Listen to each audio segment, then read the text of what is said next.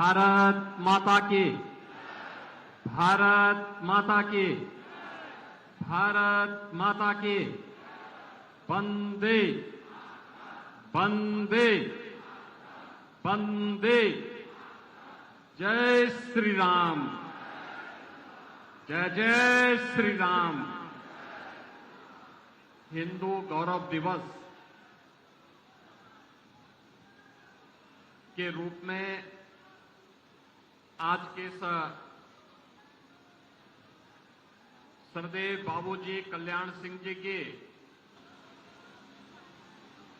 तीसरी पुण्यतिथि के अवसर पर आयोजित समारोह में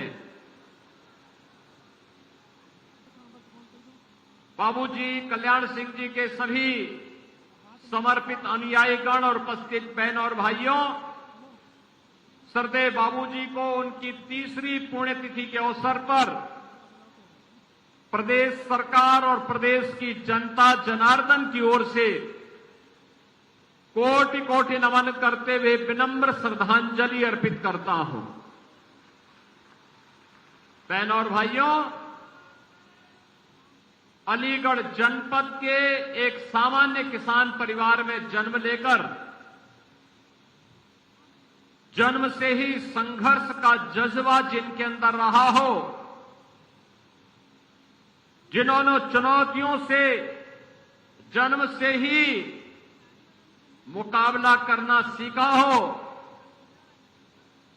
और पहले किसान के रूप में, फिर शिक्षक के रूप में, फिर राष्ट्रीय स्वयंसेवक संघ के एक स्वयंसेवक के रूप में और फिर भारतीय जनता पार्टी के कार्यकर्ता से अपनी यात्रा प्रारंभ करने वाले सरदेव बाबूजी की यात्रा शून्य से शिखर तक की यात्रा है। बहन और भाइयों, वे विधायक भी थे,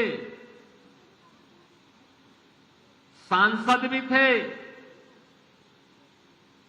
प्रदेश सरकार में कांग्रेस की दमनकारी नीतियों के खिलाफ और लोकतंत्र का गला दबाने के खिलाफ हुए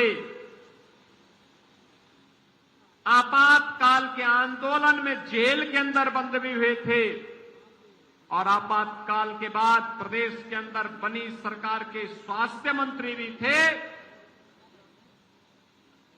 तो राम जन्मभूमि आंदोलन के बाद उमड़ी हुई आस्था में पहली बार भारतीय जनता पार्टी जब प्रचंड बहुमत के साथ सरकार बनाती है, उस सरकार के मुख्यमंत्री भी बने और 1997 में दूसरी बार मुख्यमंत्री बने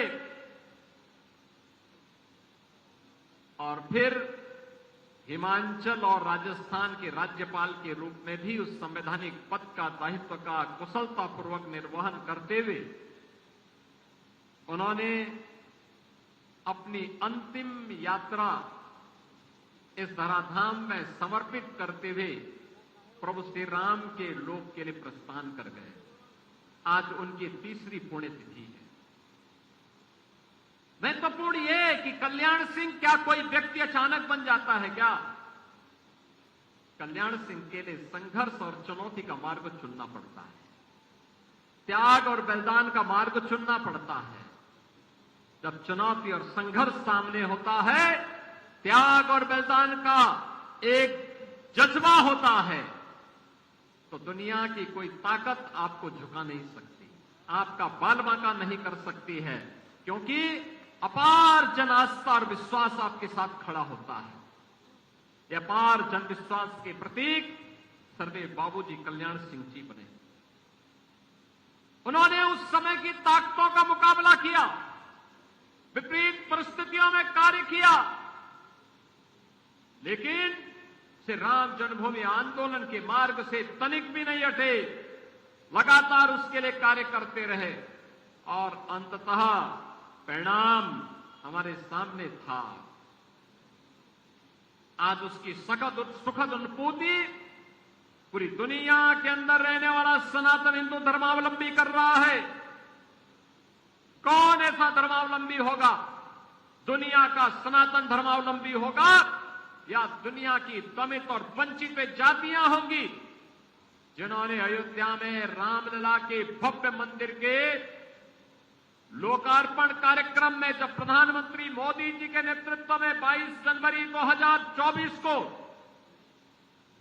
5 सदी के इंतजार को समाप्त करते हुए रामलला का विराजमान हुआ, तो न केवल भारत के अंदर बल्कि पूरी दुनिया के अंदर जश्न का माहौल था। सब लोगों के मुंह में था कि जहां भी दुनिया के अंदर दमित और शोषित जातियां होंगी, मानवता का जहां भी दमन हुआ है, श्री राम जन्मभूमि पर प्रभु राम के भव्य मंदिर का निर्माण उन लोगों के लिए आशा की किरण है।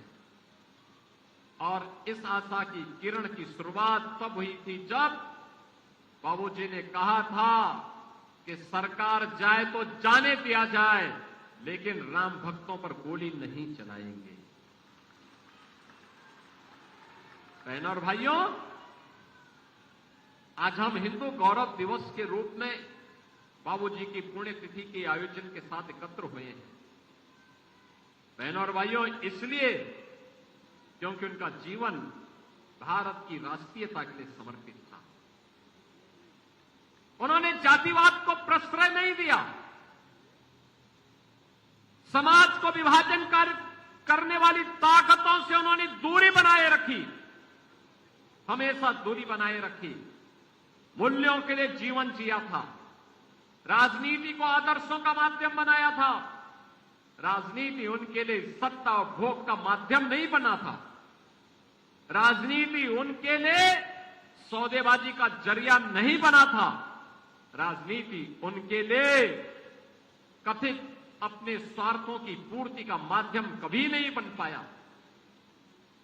वे मुख्यमंत्री के रूप में रहे हो, मंत्री के रूप में रहे हो, विधायक या सांसद के रूप में रहे हो, राज्यपाल के रूप में रहे हो, किसी भी संवैधानिक दायित्व का उन्होंने निर्वहन किया, लेकिन मूल्य और आदर्शों के साथ कोई समझौता कभी नहीं किया। लगातार कार्य करते रहे। एक निष्ठा जो राष्ट्रीय स्वयंसेवक संघ की पाठशाला में उन्होंने जानी थी, सीखी थी, उस दीक्षा का आजीवन पालन करते हुए वे कार्य करते रहे और इसलिए कल्याण सिंह बन पाए। इसलिए कोटि कोटि कार्यकर्ताओं के विश्वास के प्रतीक बन पाए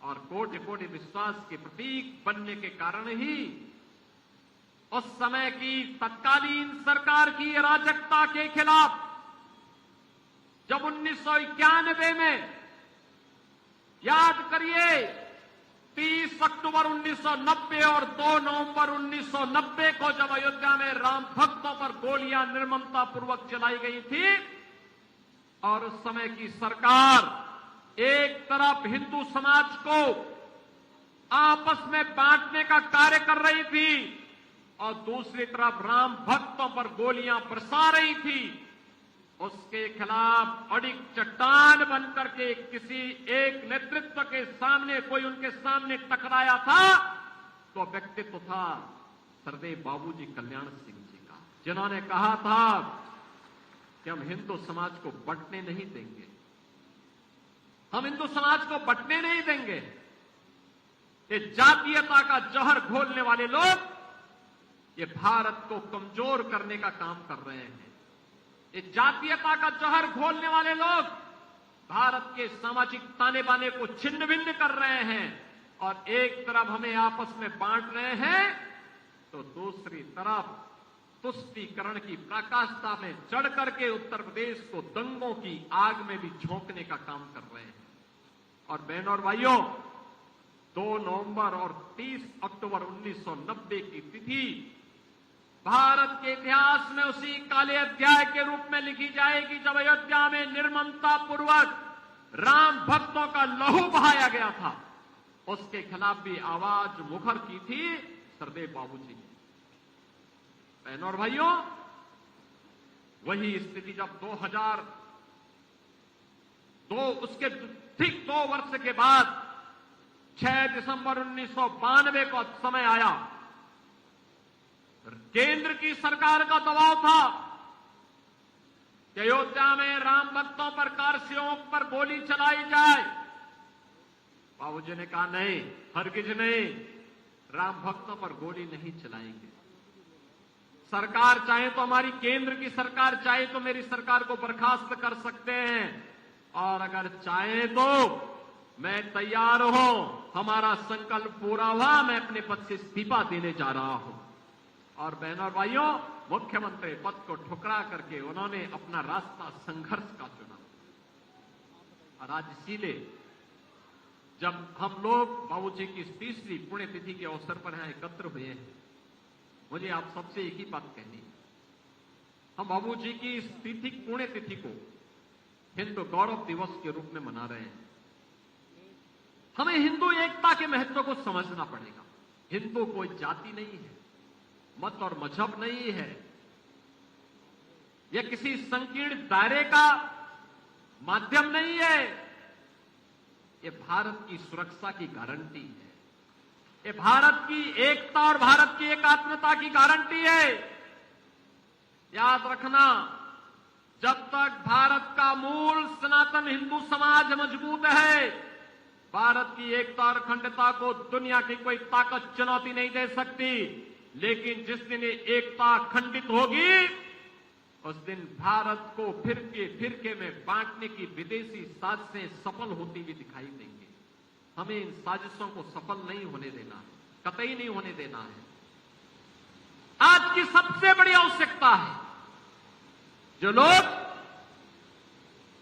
आपको बांटने का काम कर रहे हैं, इनके चेहरे अलग हैं, इनकी चाल अलग है, इनका चरित्र अलग है। ये बोलेंगे कुछ, दिखाएंगे कुछ, करेंगे कुछ। जब भी इन्हें अवसर मिला, उत्तर प्रदेश को इन्होंने दंगों की आग में झोंका है। जब भी इन्हें अवसर प्राप्त हुआ, इन्होंने हिंदुत्व के ऐसे नायकों को अपमानित किया। कौन नहीं जानता है, समाजवादी पार्टी के मुखिया तो सरदेव बाबूजी के दिवंगत होने पर तो एक भी शब्द उनके मुंह से नहीं निकला। श्रद्धांजलि देने के लिए जाने की बात तो दूर, एक शब्द नहीं निकला। और वहीं प्रदेश का एक दुर्दांत माफिया मरा था, तो फातिया पढ़ने के लिए उसके गांव तक चले गए थे।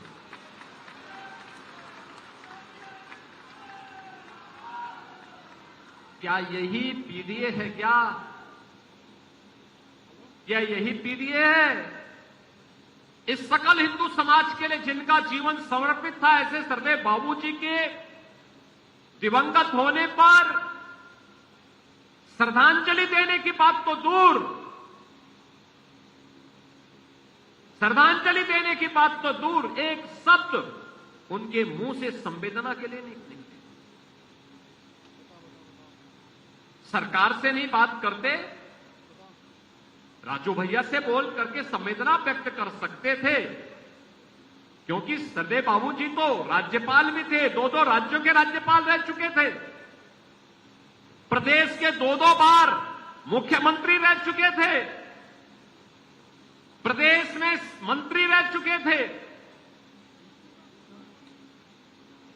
10 बार विधायक रह चुके थे, 2 बार सांसद रह चुके थे, लेकिन एक भी शब्द नहीं निकला। और सैकड़ों हिंदुओं की खून से जिसके हाथ रंगे हुए थे, ऐसे दुर्दांत माफिया के मरने पर ऐसे मातम मना रहे थे जैसे इनका कोई सगा चला गया हो। बहनों और भाइयों, ये पीडीए का वास्तविक चरित्र है, और इसका वास्तविक चरित्र देखना है तो अयोध्या में एक निषाद बालिका के साथ जो घटना घटित हुई, कन्नौज में जो घटना घटित हुई, लखनऊ में जो कुछ घटित हुआ, यही इनका वास्तविक चरित्र है, यही इनका चेहरा है, यही इनका चेहरा है।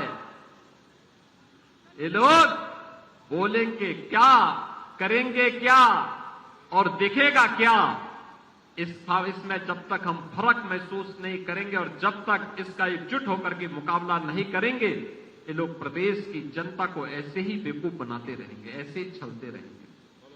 आज आवश्यकता है हम इनकी वास्तविकता को समझें। आज ये परेशान है क्योंकि उनकी गुंडागिर्दी के स्कोप डबल इंजन की सरकार ने बंद कर दिए, उनकी अराजकता के स्कोप बंद कर दिए गए,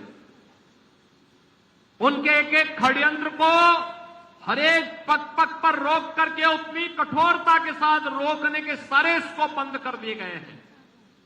इसलिए परेशान तो इनका होना स्वाभाविक है, स्वाभाविक है, लेकिन चिंतित होने की आवश्यकता नहीं। प्रदेश में जीरो टॉलरेंस की जिस नीति को 1991 में सरदेव बाबूजी ने लागू किया था, वह आज भी प्रदेश के अंदर लागू है। डबल इंजन की यह सरकार प्रधानमंत्री मोदी जी के नेतृत्व में अपराध और अपराधियों के प्रति, भ्रष्टाचार और भ्रष्टाचारियों के प्रति जीरो टॉलरेंस की नीति के तहत कार्य करेगा, चाहे इसके लिए कोई भी कीमत क्यों न चुकानी पड़े, और प्रदेश की जनता जनार्दन का बाल बांका नहीं होने देगा।